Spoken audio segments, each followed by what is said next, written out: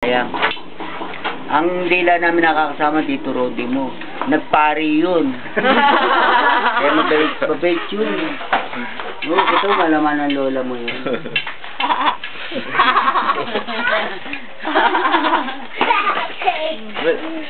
Ang daming madre. Saan galing?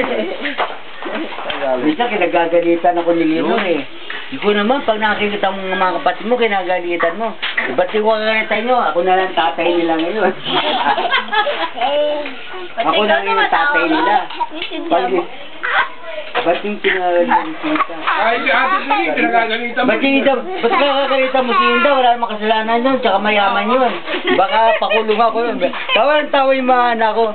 Pakakalit mo si Linda, wala namang kasalanan yun. Tsaka mayaman yun, baka pakukulong ako yun. Tawa, yung nagpapatawa lang ako.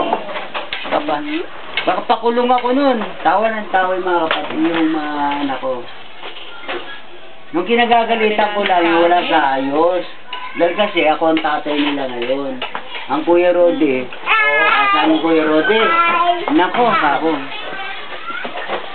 Ay, natidig ba yung kinagalitan ko si Carmen? Maliwa-liwa. Nag-uusap nun eh. Si mama mo, ako, papa mo. Pinagalitan ko yun, namatay yung Lola Maria mo. Bakit ako na mga ano? Hoy!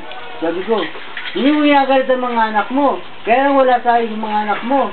Sabi ko, pili nilang busy, Sabi ko, hindi ba nila may ano yung yuko isang araw para sa lola nila? Huminga kasi Ay, baka nahulog yung salada! Kaharap ang mama mo, si papa mo. Baka nahulog yung salada! Kaya nung nagpulong-pulong kami ng mga kapatid. May ikaw. Ginagali